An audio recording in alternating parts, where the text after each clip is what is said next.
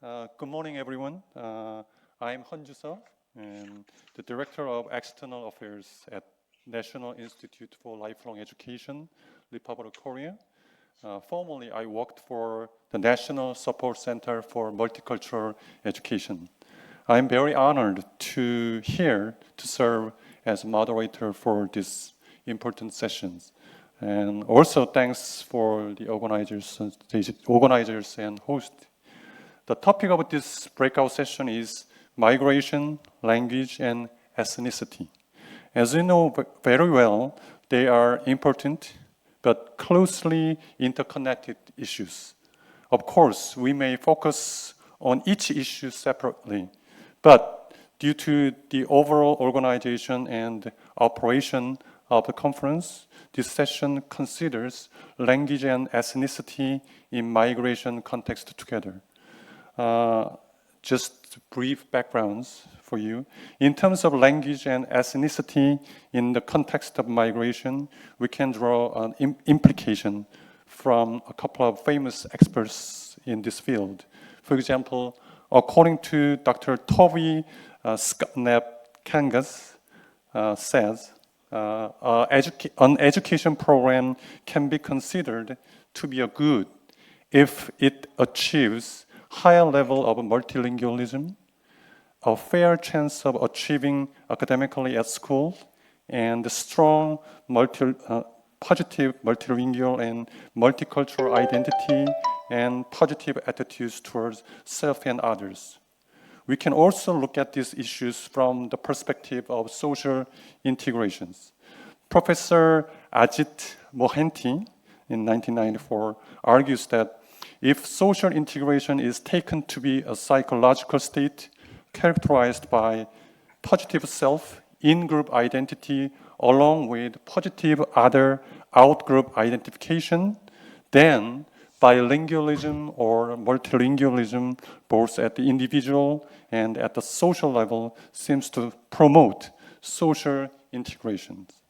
Despite a conception that bilingualism can not only confuse immigrant children, but also delay their acquisition of a common language of the host society, it can have some positive effects on them in terms of social, psychological stability, identity formation, self-efficacy, and so on. It is worth bearing what I had mentioned before as a background for these breakout sessions. Today, we have three excellent speakers. Let me briefly introduce them to you one by one. First, Mr. Francesco Calcagno.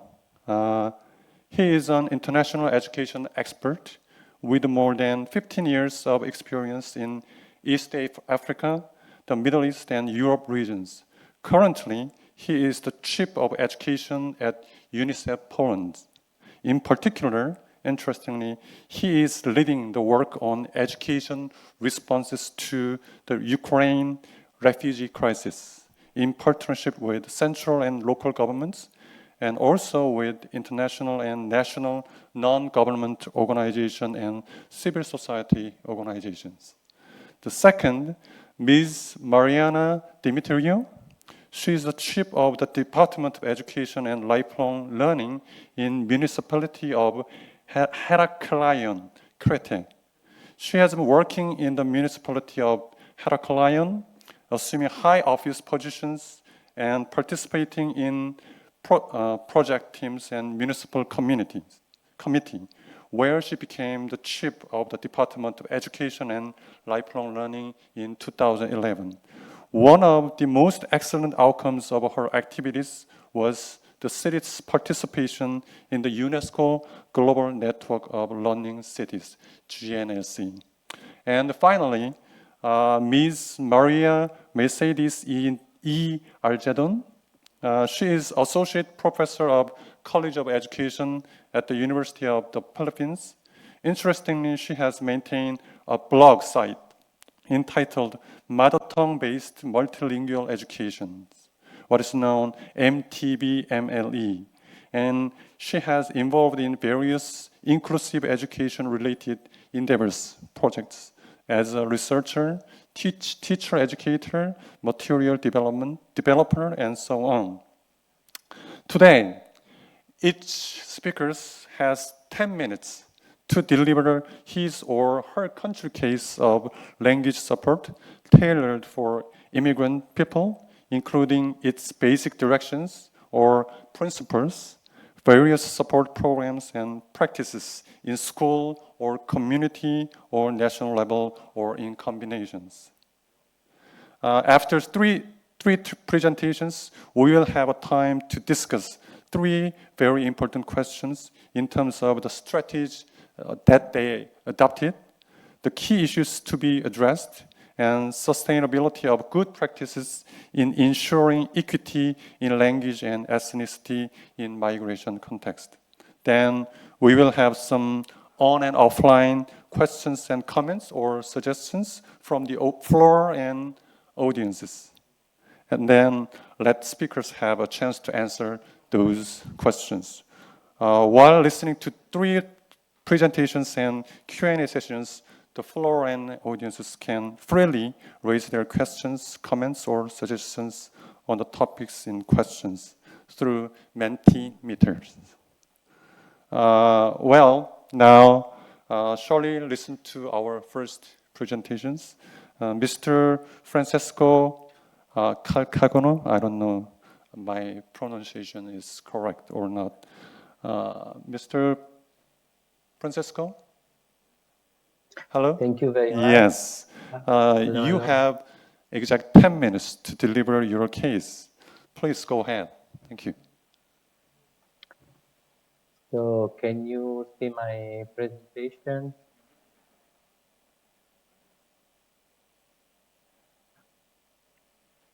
So good morning, everybody. My name is Francesco Calcagno. I'm the UNICEF in Poland Chief of Education, and today I will give you an example of how we are addressing the language barriers here in Poland as part of the emergency response to the Ukrainian refugee crisis. So just to give you a small background, the war in Ukraine has displaced families at scale and speed not seen since World War II. As of the end of September, last September, over 7.5 million refugees from Ukraine were recorded across Europe, with 4.2 million registered for temporary protection or similar national protection schemes. Poland has welcomed the vast majority of women and children seeking temporary protection, with over 1.5 million having so far registered for temporary protection, but it's likely the true number of refugees is more than 2 million. This is what we call a mother and child displacement crisis emanating from the brutal war in Ukraine that has really exerted extraordinary pressure on the Poland for public system delivery service. As the war rages on, the smaller number coming across the border are often from areas that have been under continuous fighting. Most have fewer resources and contact with families who fled earlier. A lot of Ukrainian refugees do not speak Polish, and they need support in integrating into the society in Poland. In education, we have latest statistics that tell us that around 192,000 refugee children are in public schools in Polish education system, but this is just almost half of the school-age population that has fled and stayed in the country.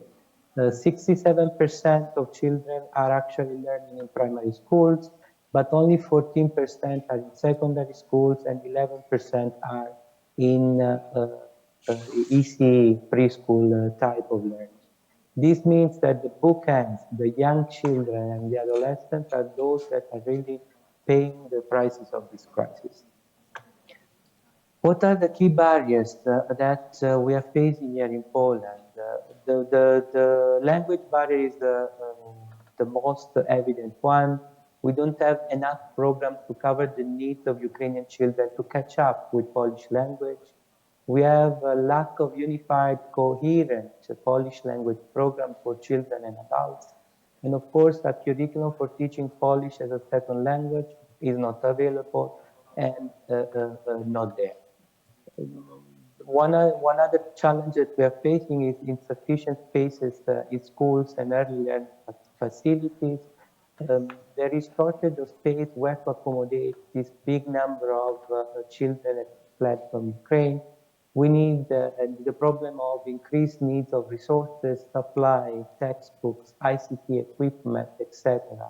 And also, when it comes to the early learning, there is insufficient learning spaces and lack of staff to support young children.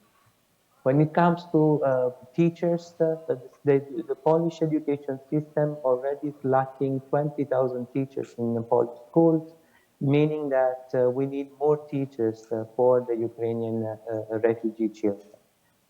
There is complex process for nostrification, which is the certification process of Ukrainian diplomas to be recognized here in Poland. That will allow Ukrainian teachers to support the education service provision. We will also, what we have also observed that these can negatively affect the quality of learning in Polish schools and therefore undermine social cohesion, integration amongst communities. Data is lacking at the moment. We don't have enough information on where children are exactly, what do they actually attend, are they studying, are they learning? Because the majority of children are on the move, the majority of families move and continue moving within the country and outside the country, going to Europe. What is our response model?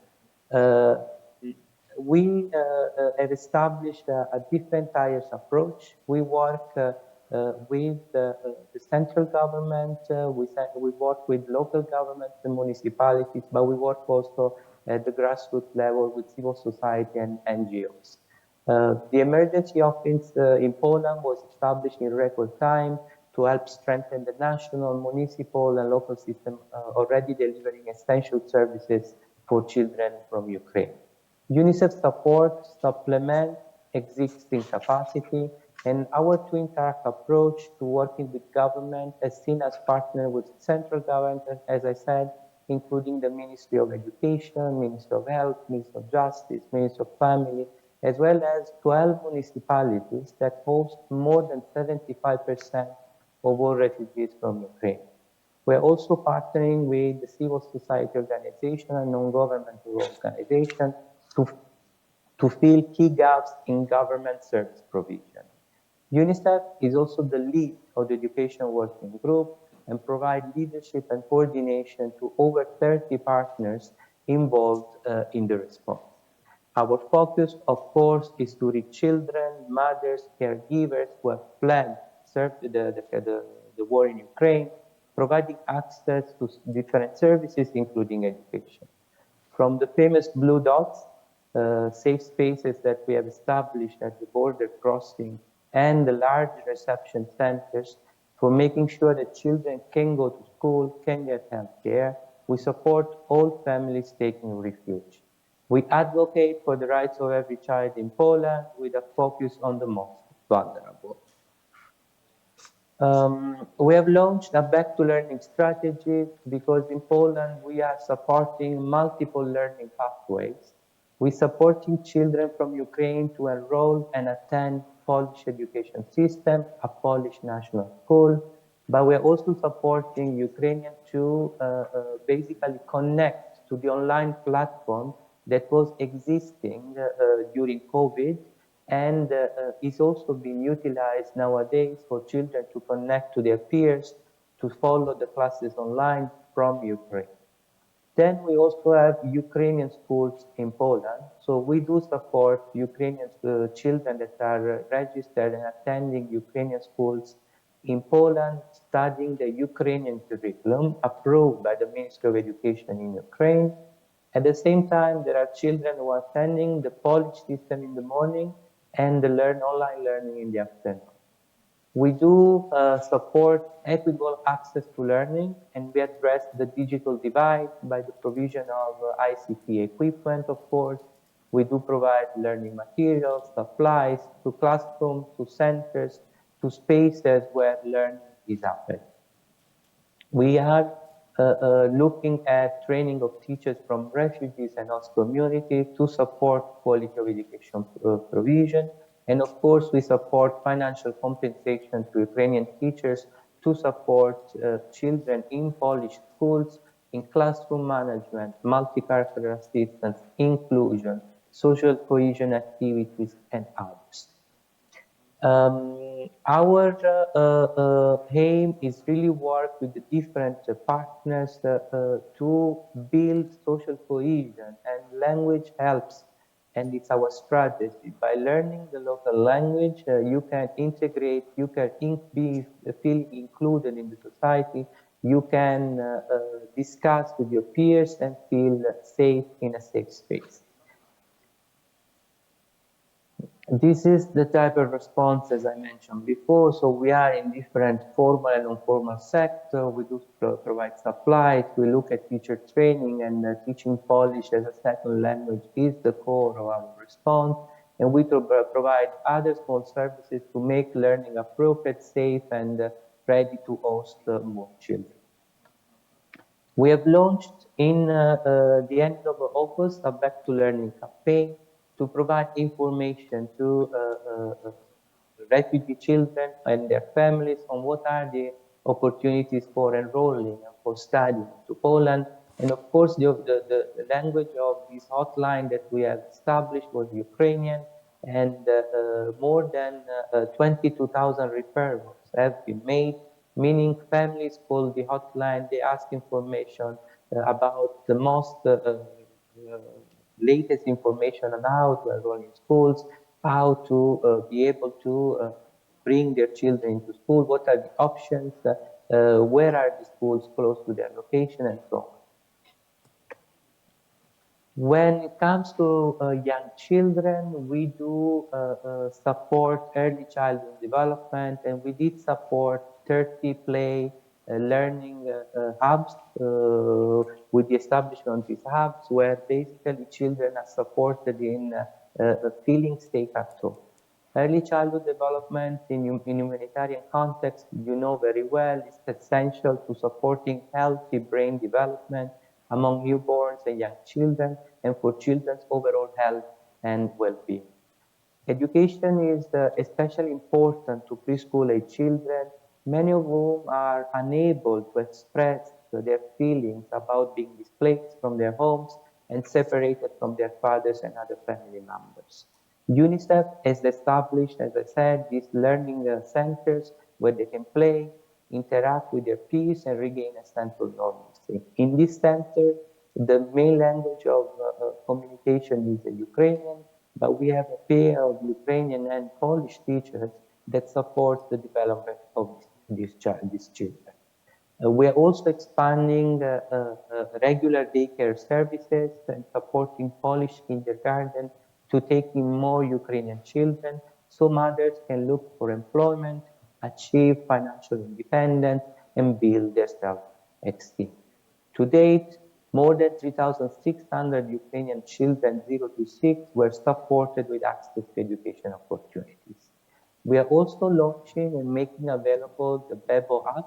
This is a free mobile app developed by UNICEF, targeting parents and guardians on how to deal with their first 1,000 days of their children's lives. This app contains all the necessary materials and tools to help parents monitor exactly the health and their development of children. The app is currently available in Ukrainian language, so Ukrainian families can use the app, and we are planning to translate the app also in Polish so that even Polish mothers and caregivers can use the app. Thank you very much. That's all for me. Over. Yes, thank you very much for your insightful and well-organized presentations. Next presentation will be delivered by Ms. Mariana Dimitriou. Yes, thank you. Yes, okay. You have Good also morning. 10 minutes to present your case. please. Thank you. Yes. Good morning, everybody. From Heraklion, Crete is the biggest island of the island of Crete. I'll be speaking on the topic of promoting access to education for migrant children and youth in Heraklion. Next, please. Can you change the slide? Next. Thank you. The municipality of Heraklion has emerged in recent years as one of the most dynamic institutions of local government in our island. Heraklion is a city that offers locals and visitors of every age a great variety of educational, cultural, social, athletic, environmental, and other business experiences. Next. In the 2016, we became member of the UNESCO Global Network of Learning Cities, and in the 2019, we were among the 10 winners of the UNESCO Learning City Award for our exemplary progress and commitment to promote education and lifelong learning at local level. So the key factors we promote, next, to bridge the gap. The next slide, yes. The key factor we promote to bridge the gap in education are mobilize all city stakeholders and economic resources, ensure and strengthen cross-sector collaboration,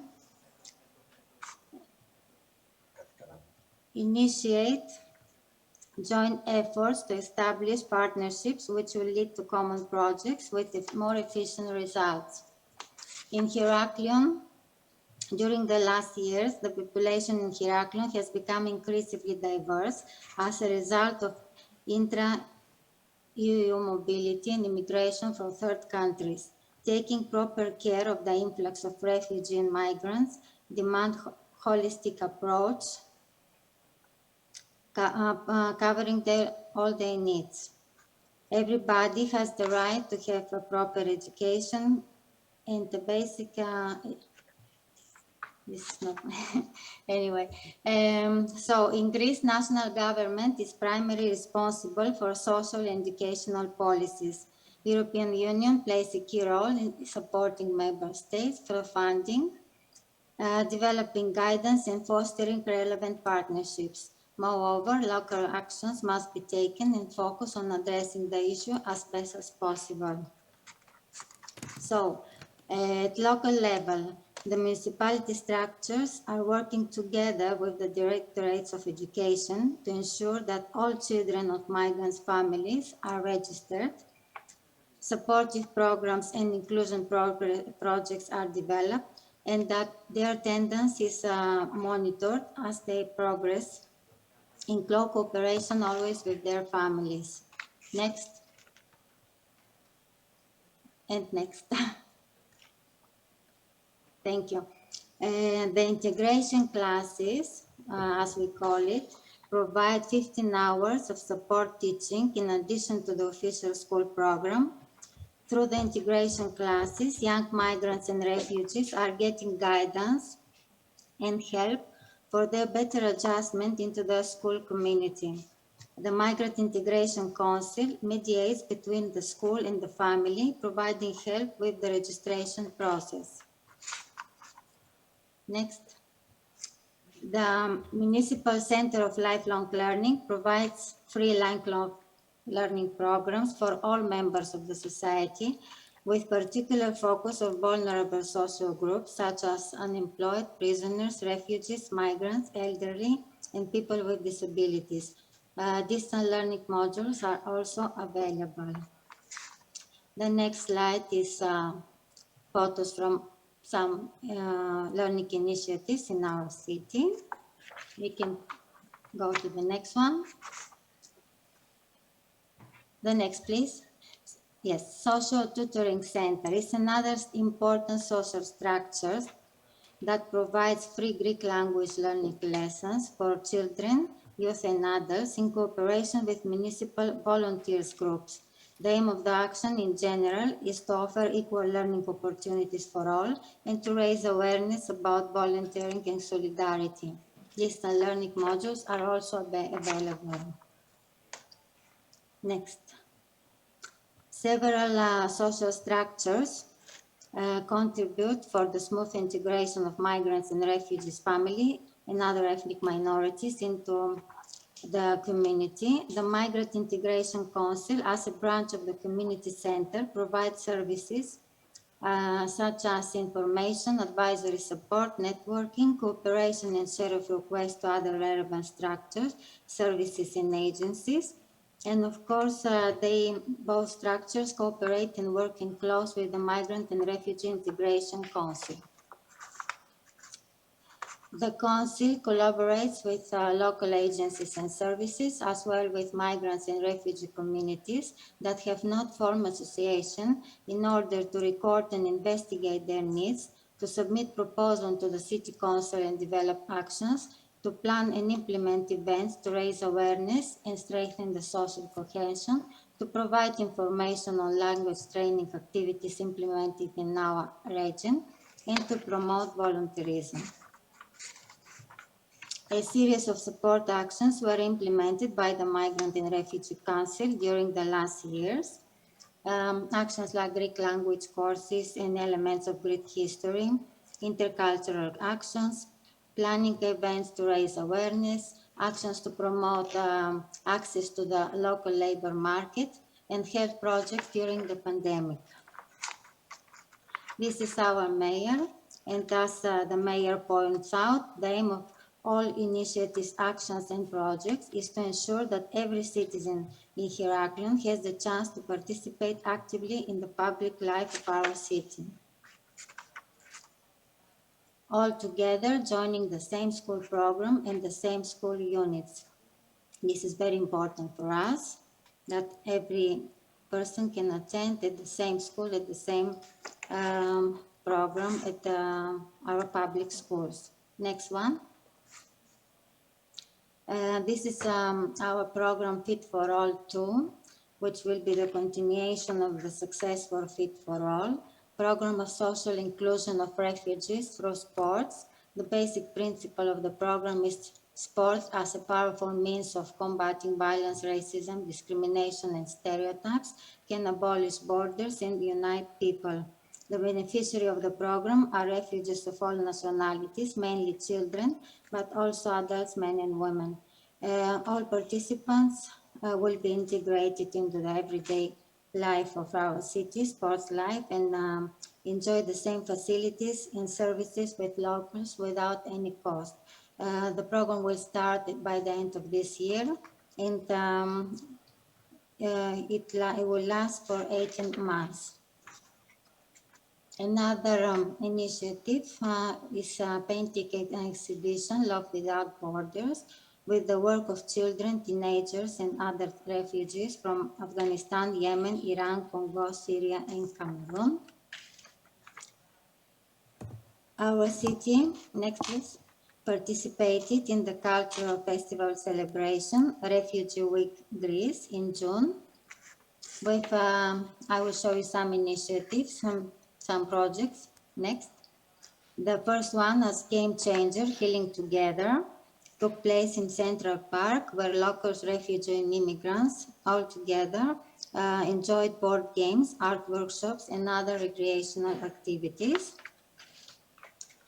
The next one is guided tour to the Archaeological Museum of Heraklion, introducing the cultural heritage of the island.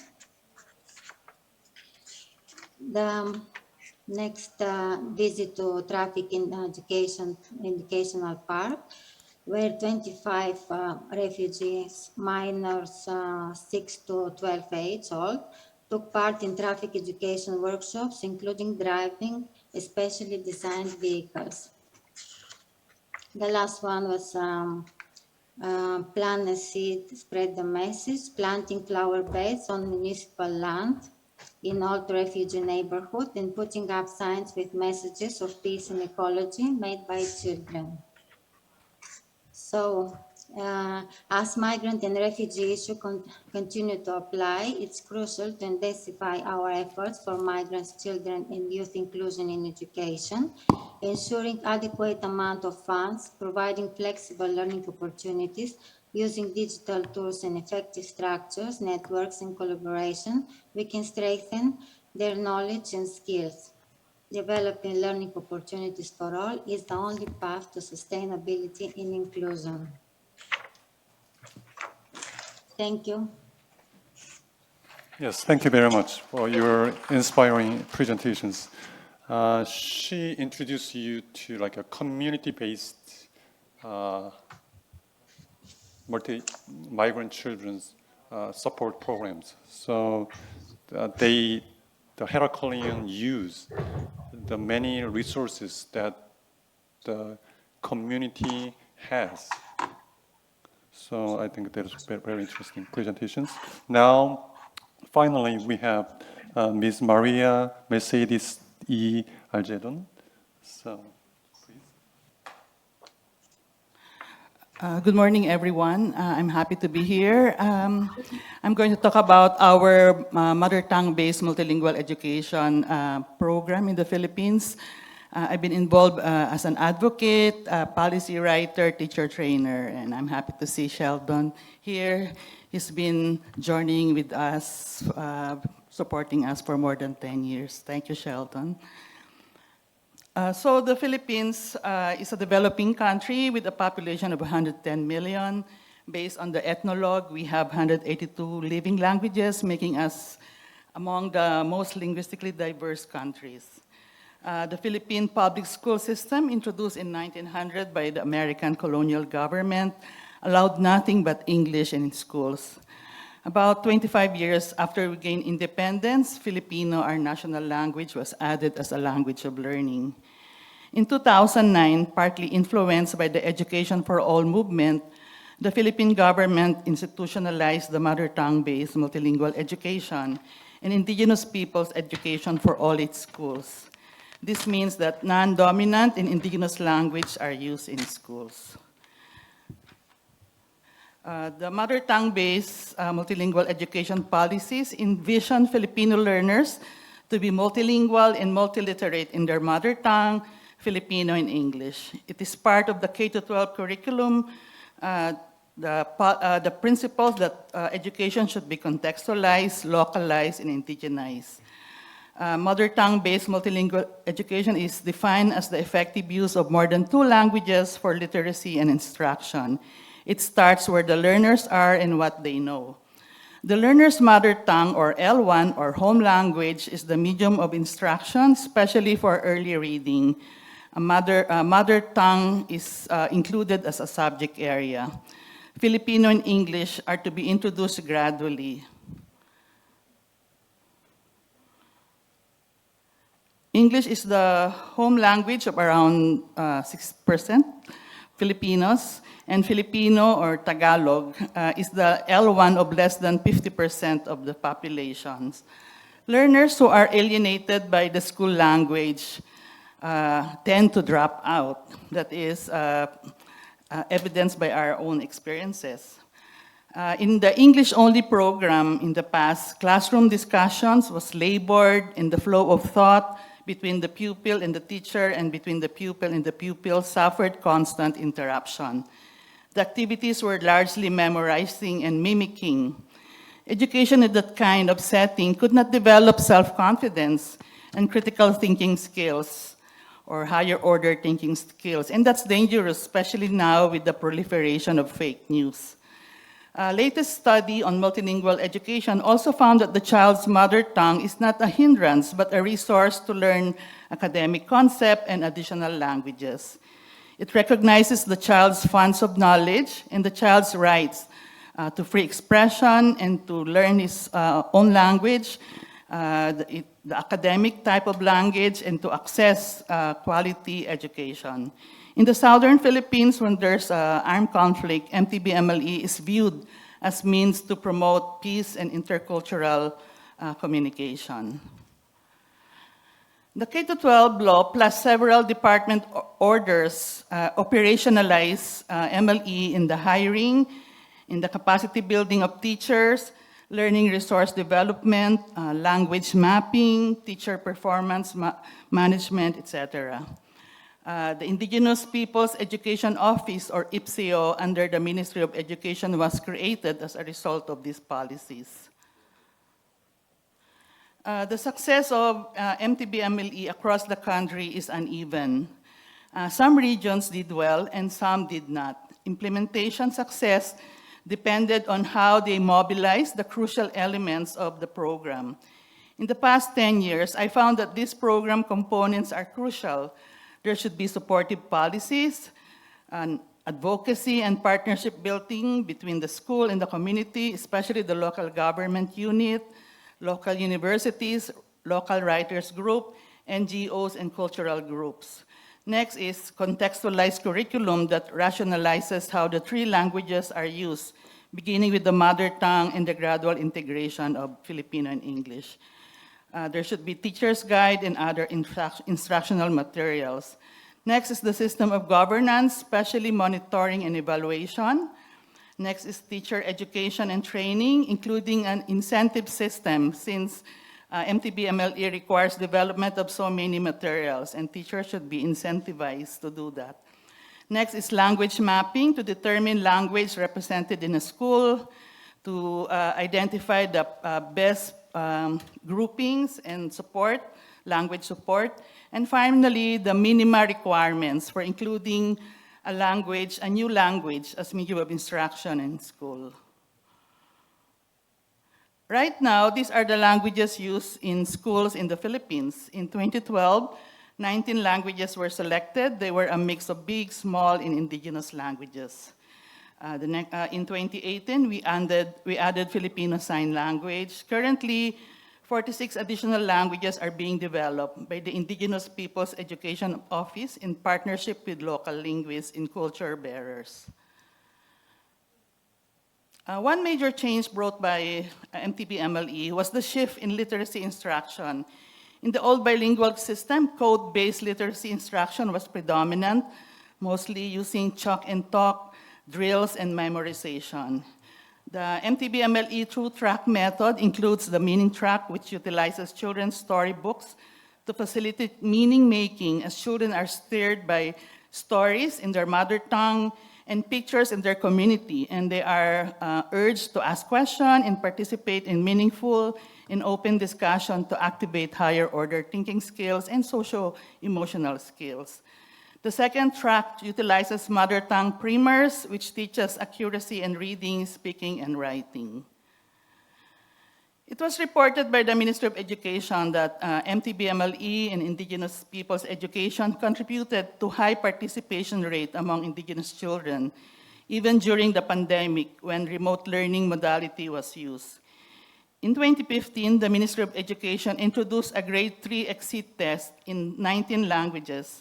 It was called Language Assessment for Primary Grades, which is now called Early Language Literacy and Numeracy Assessment, or ELNA.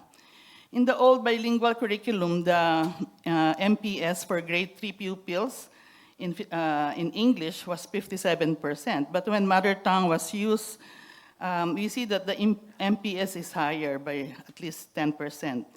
It is unfortunate, though, that for TIMSS, PISA, CPLM, English is used as the language of testing, English only. Thus, the results are very low. In my own ethnographic study in an indigenous community in northern Philippines, I found that because of the policy, teachers created hundreds of enlarged storybooks or big books in their mother tongue, Kankanaey, and also Filipino and English. I found that the use of mother tongue storybook for shared reading and personal reading developed happy classrooms. The motivational level is very high, as children would enthusiastically speak. They do not just answer the questions by the teacher, but they would always offer their opinion.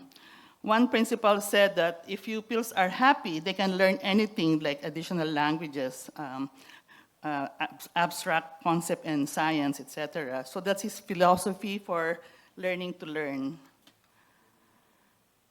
Here are the indigenous teachers who participated in my study. The district supervisor created her big books and trained many teachers to do the same. There are 16 storybooks writers, teachers in that district.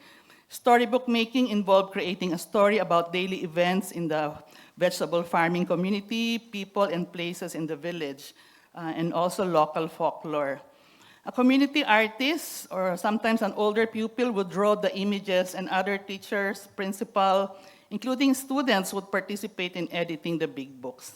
The local computer shop in the village do the layouting, printing, soft binding, and reproduction of the big books.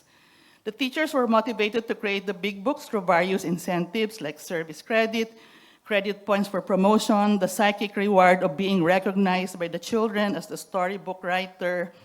And one said that she felt that special bond each time the students would read her storybooks. Education policies state that the making of materials should be decentralized.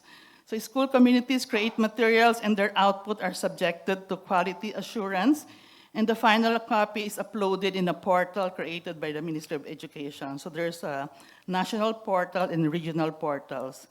It is interesting that the highest number of submissions are mother tongue materials.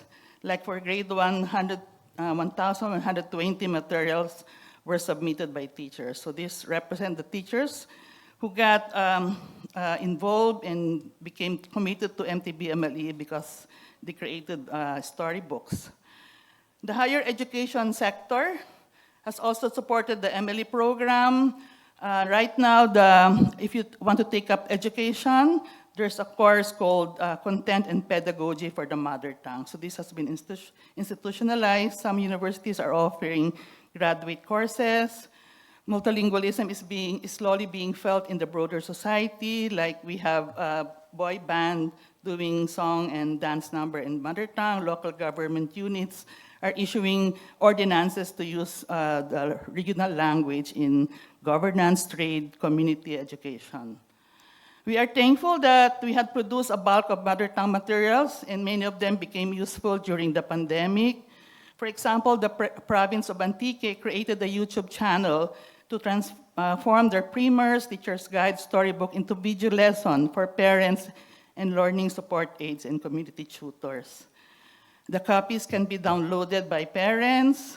For families who don't have computer or internet, they were provided with paper-based modules which parents or adult guardians would collect at the start of the week and submit the worksheets at the end of the week. We also had mobile teachers, or we call them learning support aides. The local government provide all sorts of technologies like radio, trumpa, or public address system, and two-way handheld radio for remote communities. Some NGOs and private companies set up community learning hubs and kiosks to provide tutorial services to students.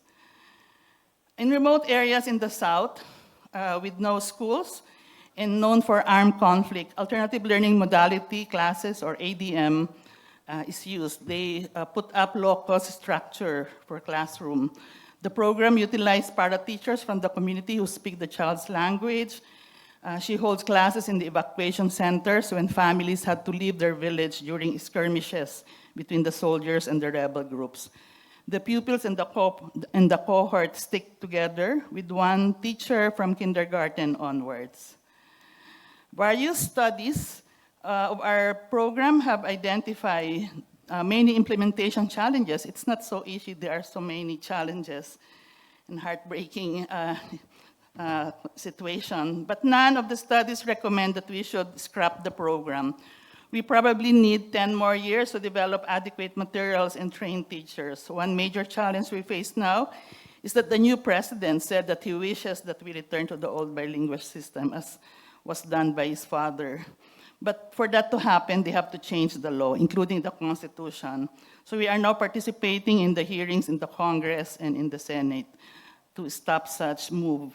MTBMLE advocates, including teachers, are now opposing such move. Like this morning, one principal spoke in a radio program to express his sentiment.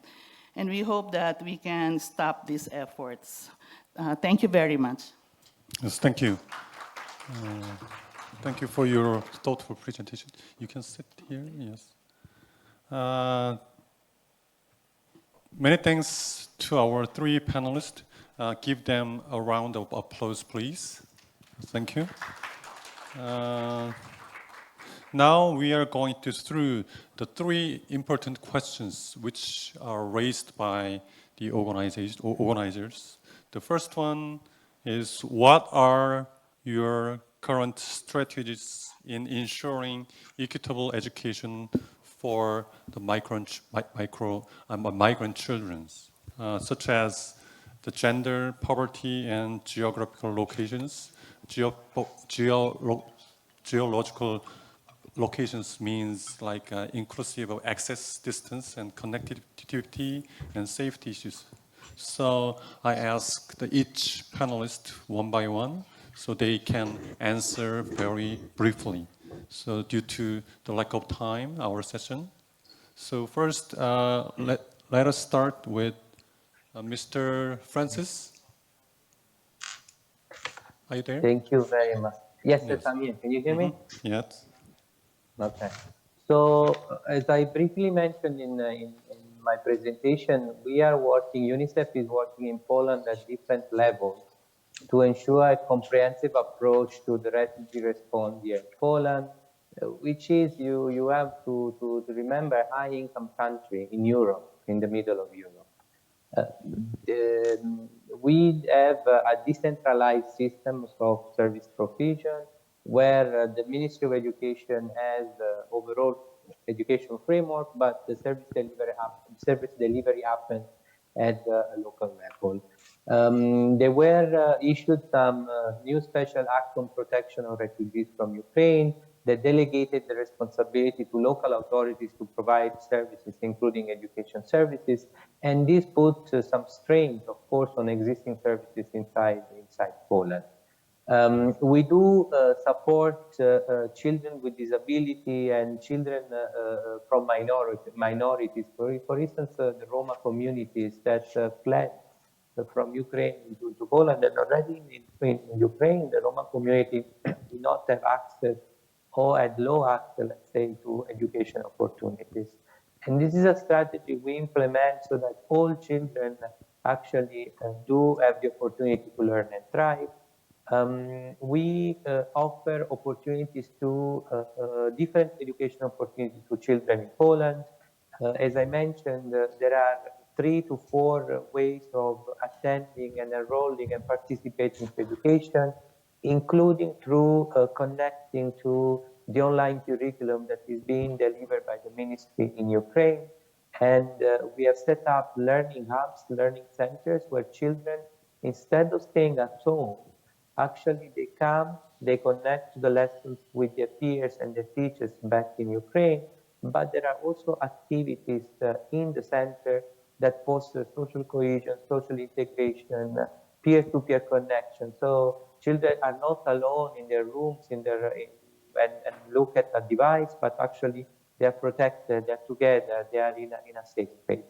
So these are the few strategies we are trying to put in place in order to ensure that all children have actually access and we're ensuring equity in the service response.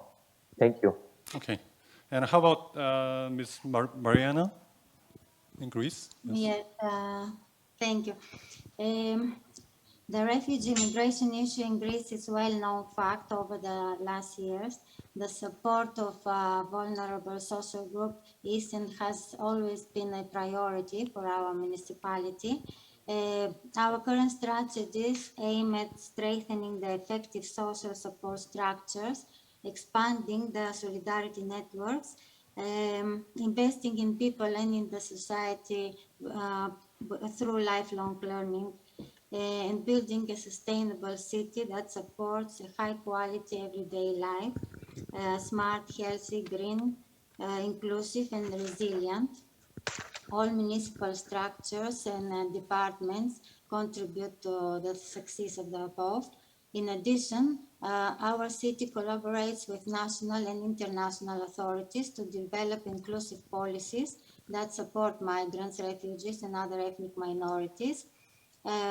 Greece hosts a growing number of refugee students. So for teachers, there is a new challenge trying to explain the phenomenon of forced population displacement and its complexity. It's important that for the educators, there is a guidance and help. In Greece, United Nations Refugee Agency provides support with printed material and also with several training programs that can increase the capacity, teachers' capacity to integrate refugees, children, and migrants in their classes. In addition to the printed material, which was distributed in all schools, it was printed in English and in Greek.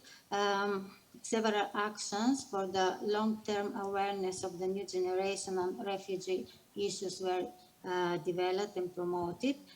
For example, a program entitled, it was about human rights, entitled What If It Was You? So at local level, formal education and also other learning activities, when applied, they're taking place in our 221 public schools. Here in Heraklion, we don't have separate schools for or neighborhoods for migrants and refugees. So that's extremely important for their social and educational integration. School attendance is compulsory. Everybody, it's mandatory to register their children for schooling in proximity to their home or for home address or residence address. So that is to ensure that distance won't be a problem or obstacle to attend to school. During the pandemic, Ministry of Education promoted online learning for all students at all educational levels across the country.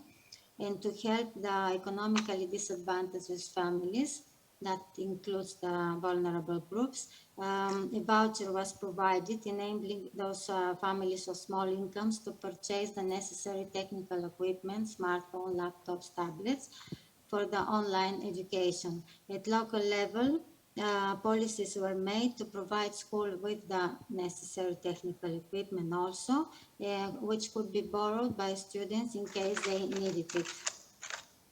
When planning our educational programs, we are focused on improving digital skills and learning how to use educational platforms. And we strongly support that internet access must be recognized as a basic right for all citizens. It's important for children to go to school, not to be online, for their smooth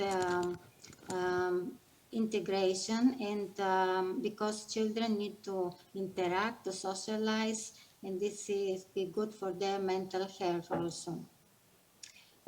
Local foreigners and migrants, refugees all attend to the same educational programs provided by the Social Tutoring Center and by our Active Lifelong Learning Center.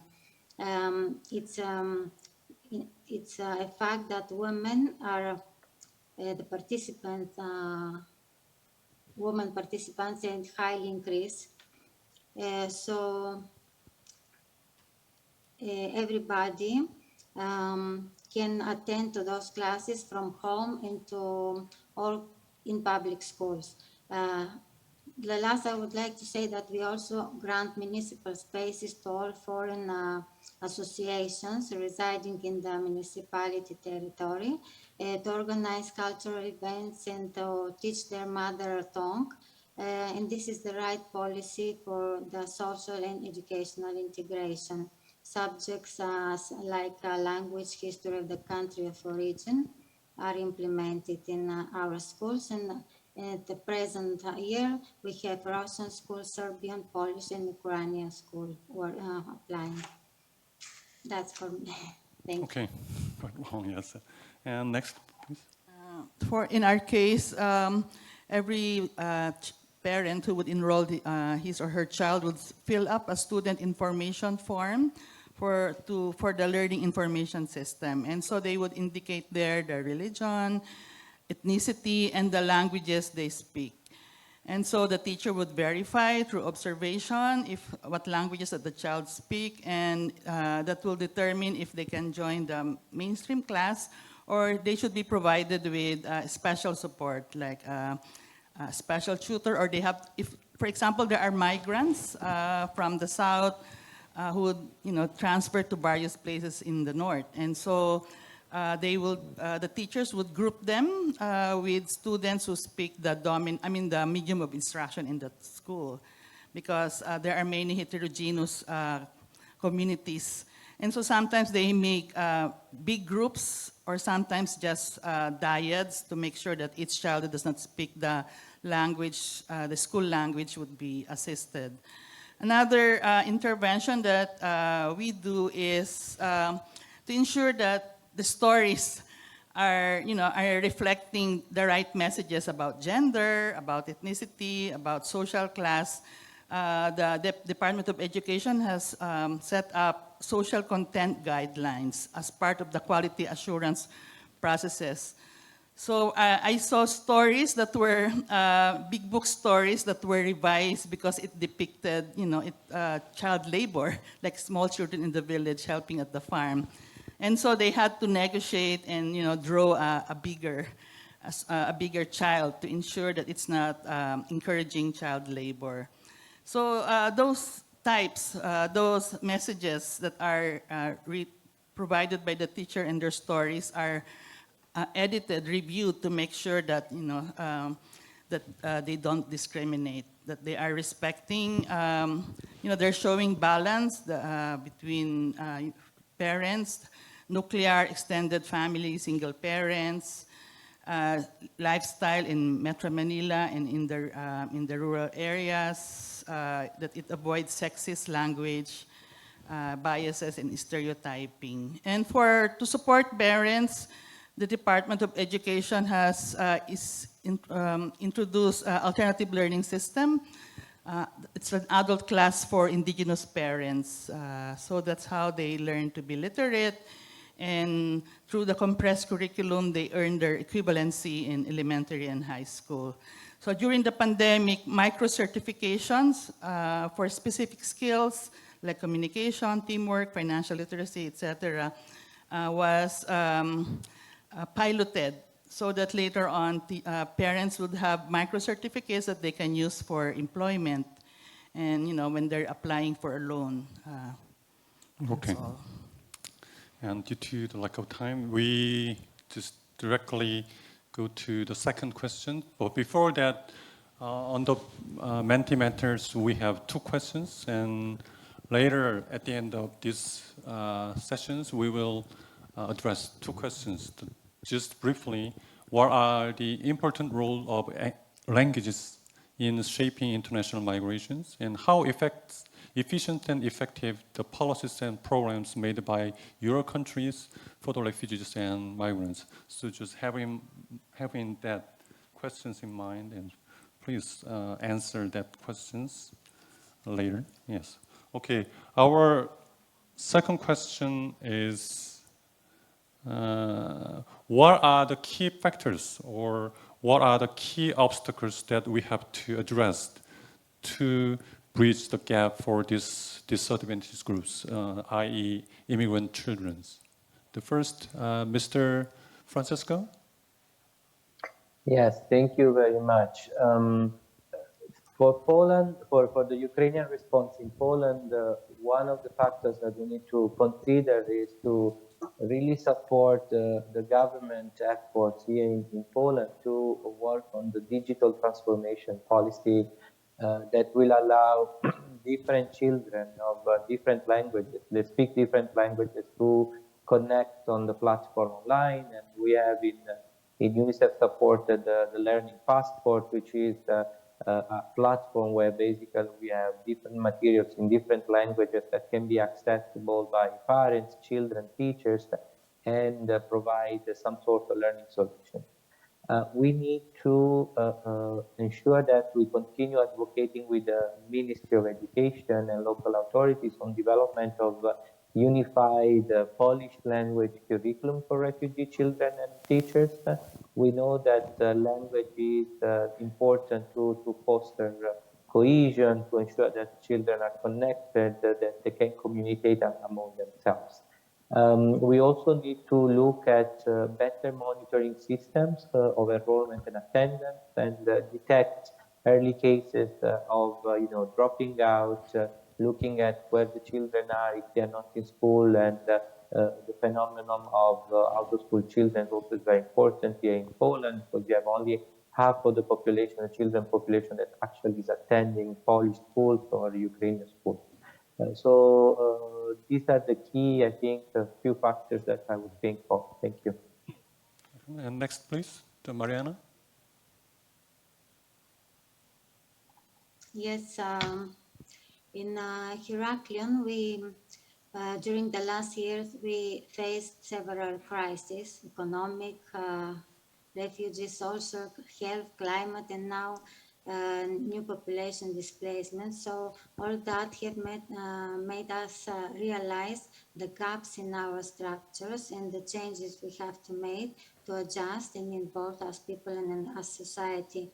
We strongly believe that education is great social asset that must be protected and strengthened. While making decisions in new strategic plans for our learning city, we have to set the right goals to show strong political will to collaborate with other stakeholders and take action. Joint actions will have better results. In order to tackle the gap, we mobilize all city stakeholders relevant in education and social stakeholders, mobilize all available human and economic resources, and we want to ensure cross-sector collaboration with respect without overlapping or working competitively. Joint efforts, as I said before, will lead to common projects with better results. Inequity in education is in strong relation with social and economic inequity. So actions to empower the employment situation of the families of the voluntary with cooperation with the voluntary groups, we can ensure that all have access to the local labor market. And when low-income families can difficulties to send their children to quality education programs, we can help. For migrants and refugees, the basic tool is familiarizing with the Greek language in our society, and that is the tool towards equity in education and in social equity.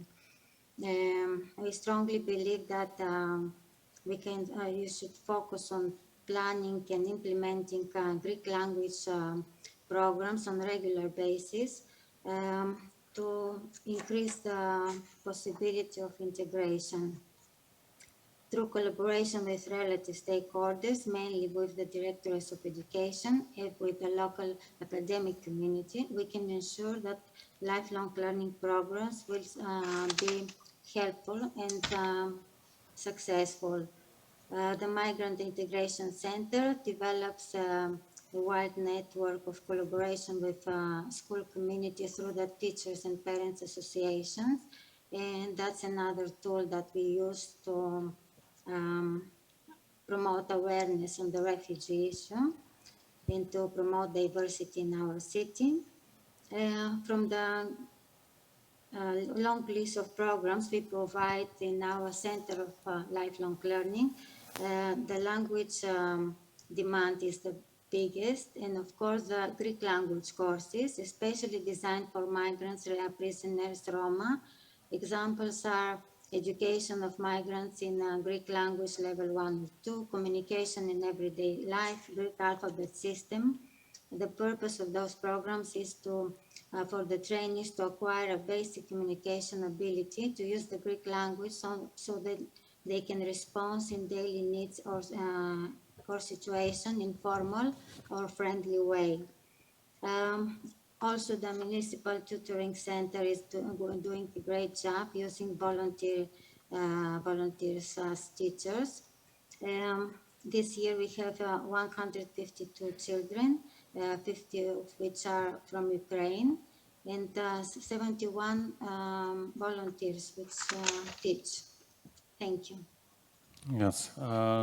Two words catch my attention. The first one is political will at the community level, and the second is like the whole society's, the stakeholders' engagement in supporting migrant children's language education support. So the final one. Yeah, in our case, I think ideology, somebody wrote there, acceptance and attitudes. I think there are two approaches in indigenous education. One is the parallelist, like the culture bearers teach them about, they transmit indigenous knowledge, values, and then the school transmit the Western type of education. But the integrationist approach is, you are integrating indigenous knowledge. But there's also a danger there because we have the indigenous teachers are schooled through the formal system. And so, they were not trained to be critical, to be reflexive, to be mindful about their ideologies. And sometimes, when I read their storybooks, I would say, why don't you include stories about your gods, the pre-colonial deities, about your creation stories? And they would say, oh, we're already Christianized, those are pagans. And so they are not able to, and they would sometimes shun their elders because they are introducing herbal medicine, and those are superstitious. And so, you're happy that you're including localized stories, but at the same time, these teachers have to have a better view and critical view of their history.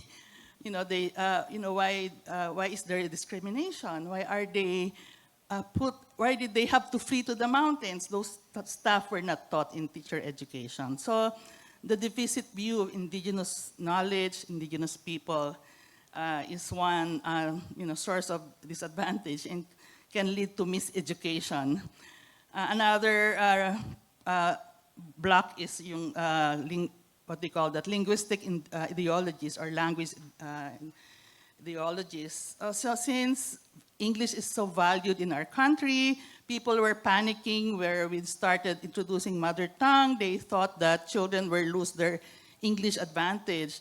The zero-sum thinking that if you reduce the time for English and allocate for Filipino and English, mother tongue would, be detrimental to English.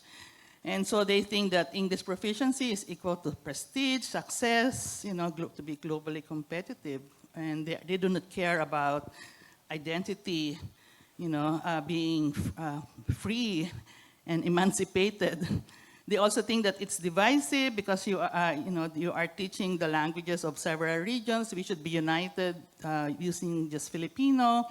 And they sometimes think that multilingual education is only for struggling readers, those in the rural areas who are not ready to use English.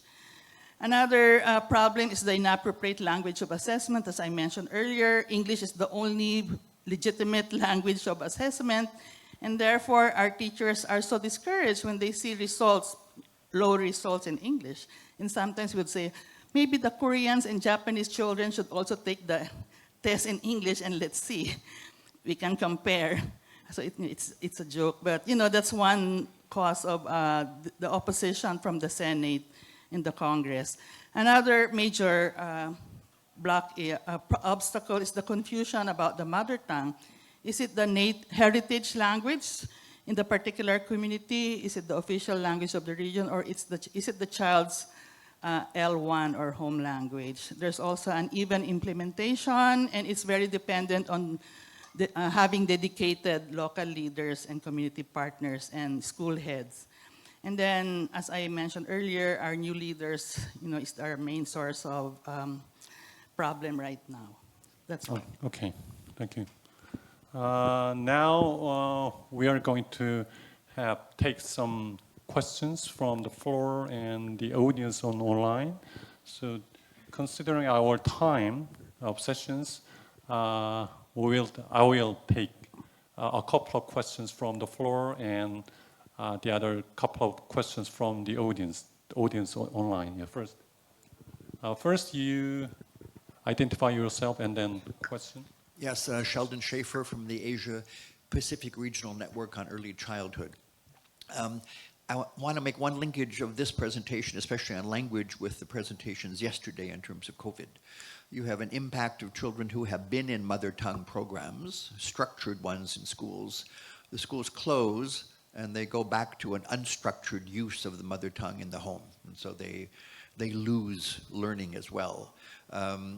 Children who speak mother tongue but are in a national language program, the schools closed. Children who speak national language continue to grow, and the mother tongue children who go back to their homes don't. So they have greater learning loss than those who speak the national language. So I think that link is important. The other point I want to make is that it's very unfortunate that the program in the Philippines is under attack. Because those of us who work in language issues know that the Philippines is the real pioneer, the model for all of its challenges in terms of mother tongue-based multilingual education. Cambodia is doing quite a good job. Myanmar, because of the authority of individual states and groups in Myanmar, but otherwise in the region it's really quite disappointing. Indonesia, Laos, there's virtually no discussion of mother tongue. In countries like Timor-Leste and Vietnam and even Thailand, it's a real struggle to even talk about mother tongue. I mean, Thailand has 71 languages, which a lot of people don't know, and there are only a very, very few that are being used in very small pilot programs dealing in mother tongue, and the situation is even more difficult in other countries. So I think the idea, if we're looking at equity in education, we have to go beyond the good models in the Philippines and try to really ensure that other countries understand the importance of mother tongue-based multilingual education. Thank you. Okay, thank you for your very good comments. Before proceeding, I forgot to bring in one more question to our panelists. The one more question is, how can we sustain the good practices that you mentioned in your presentations and your answers to the preceding two questions from the past 2 years during the pandemic to address gaps in education in terms of innovative policy, budget, delivery, certification, and metrics? The first go to the Mr. Francisco. Thank you again. I mean, this is an 8-month crisis, what we have experienced here in Poland with the refugee influx. And what we have realized in the last 8 months is that children require different strategies to participate into education, to be fully involved in education. We have, of course, formal, non-formal, flexible models, the skills development opportunities. We need to continue working with different municipalities and then at local level, the service provision to tailor the response to the different needs of children. I think COVID-19 gave us the opportunity to learn and to live with technology and digital solutions. And many children from Ukraine do connect to the online platform that was established during the COVID time in Ukraine. And this seems to be one of the preferred choice of the adolescent age group that have a strong will to go back to Ukraine once the war is over. They don't feel that they belong here in Poland, and the connection with their country is very strong. I do believe that we need to continue supporting that. Linked to that, continue investing in technology solutions and into programs that attract the interest of children and explain the importance of education among refugees and migrant communities. This is the super key, it's strategic, it's important in order to foster social interaction, sense of community, sense of belonging, and support the mental health and psychosocial support of children. Okay, thank you. And second, Ms. Mariana.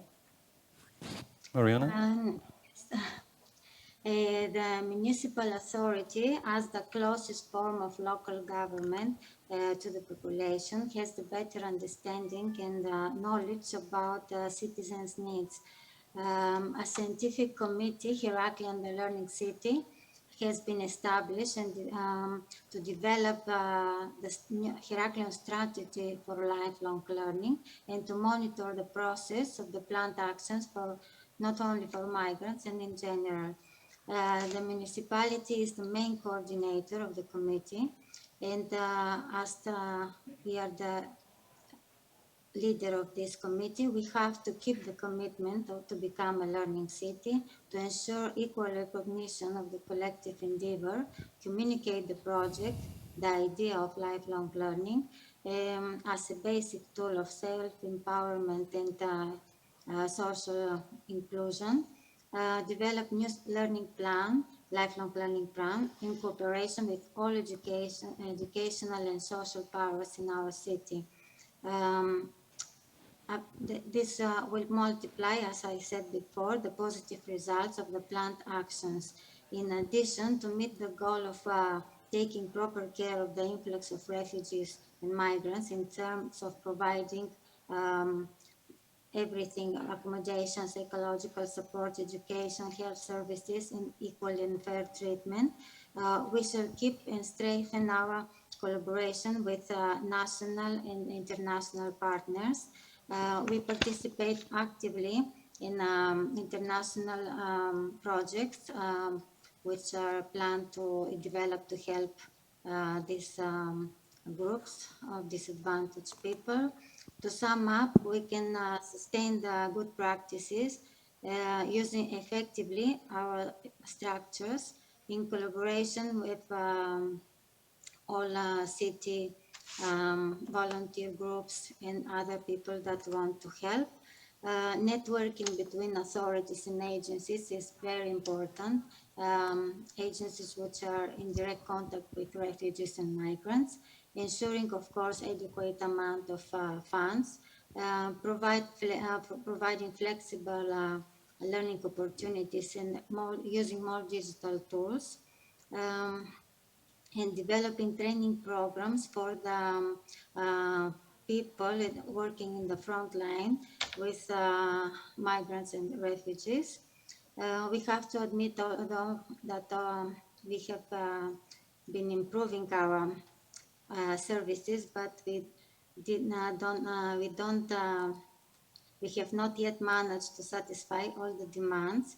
We can keep trying to accomplish that.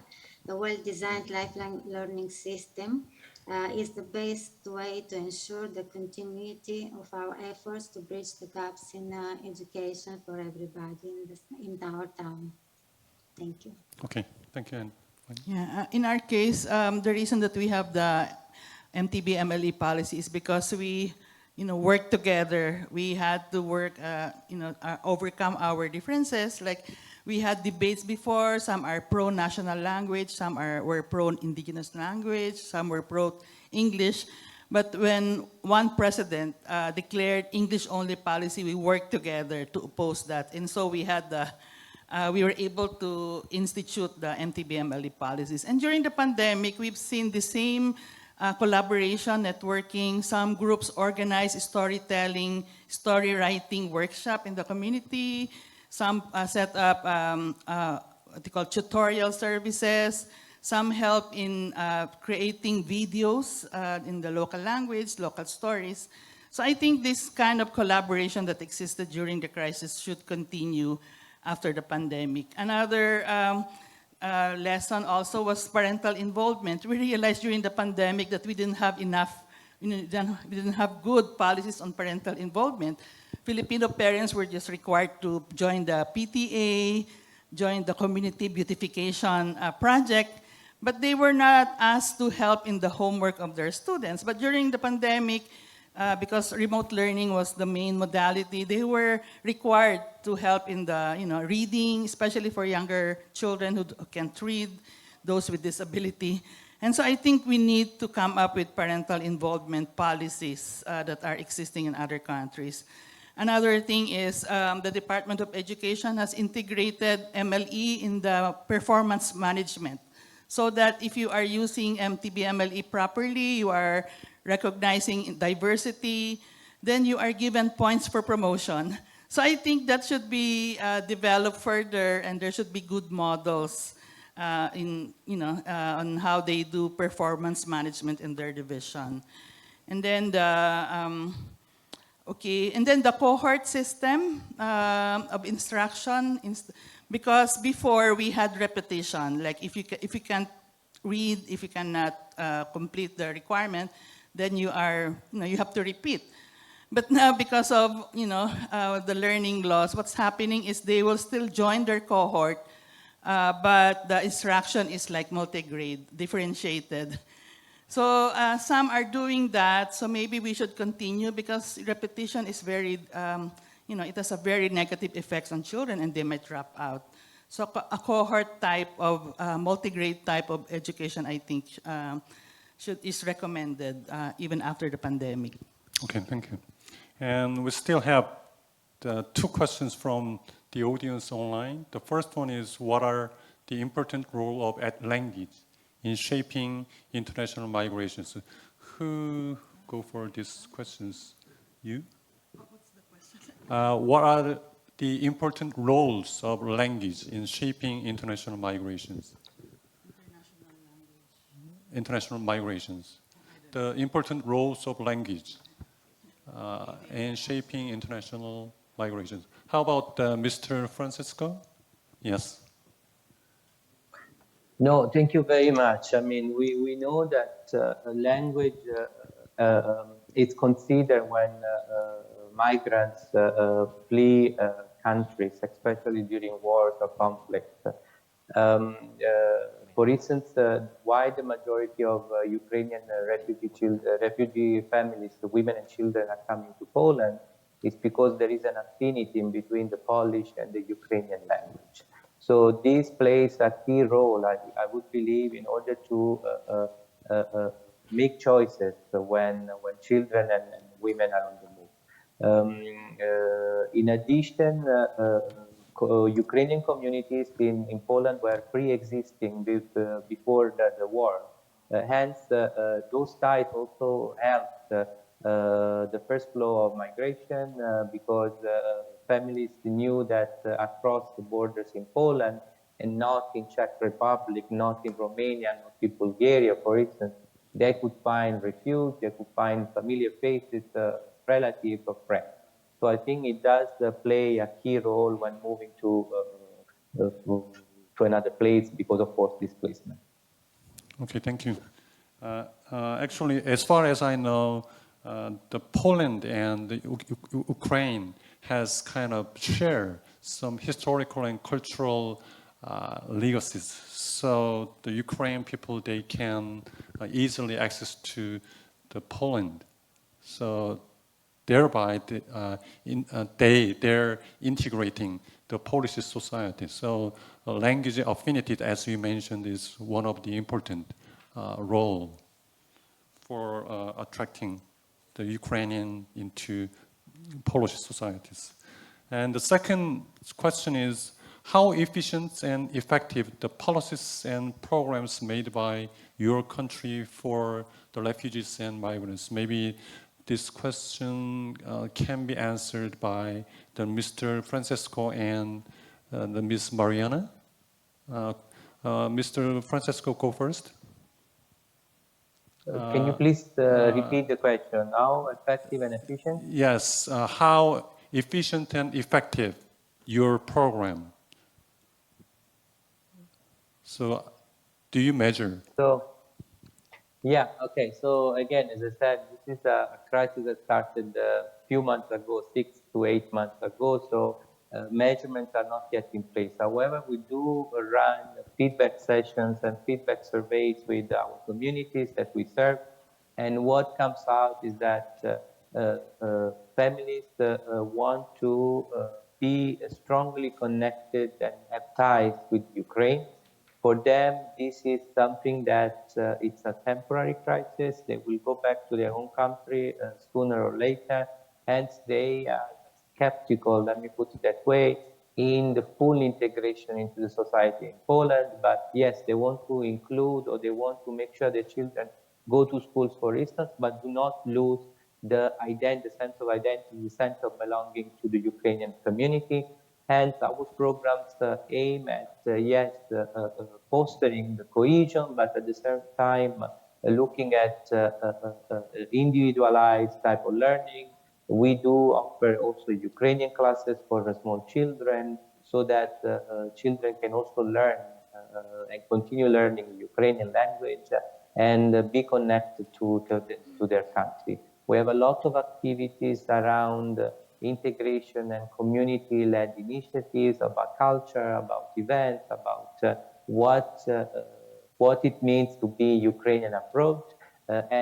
These are during the summer, for instance, we organize these summer camps where there will be activities that would support that sense of identity that is needed in order to feel yourself, even though you're abroad. So yes, we do look into that. It's a bit too early to look into the efficiency and effectiveness of the UNICEF-supported program in Poland, but we listen to the beneficiaries there. Thank you. And next, Mariana. Yes, I can say that partnerships were developed between the municipality, mainly through the Migrant Integration Center, with international authorities and organizations like United Nations Refugee Agency in Greece, UNICEF, Refugee and Migrant Response in Greece, International Organization for Migration, all these programs are implemented in our city by experienced local partners, two major development agencies, and we participate through our center, Migrant Integration Center. All programs are fully designed projects to address all needs of these groups. When the funding stopped, we had the funding by the Ministry of Migration and Asylum. So the projects increase the prosperity for these disadvantaged groups, support the Greek authorities in taking proper care. They provided accommodation with in fully equipped apartments, then training in Greek language lessons. We do everything we can to promote inclusion and to make their lives better and easier in our town. Thank you. Okay, thank you. Are there any comments or suggestions from the floor and or the audience from online? You? Any comments or suggestions? No? Okay. Thank you for our panelists for giving us very inspiring and thoughtful and practical presentations for each country's case. And also, thank you for the floors and audience for actively involved in our sessions. So if you have any more questions or comments or suggestions, that is the end of our sessions. Okay. Yeah, thank you very much. Thank you. Thank you very much. Thank you. Bye-bye. Thank you very much.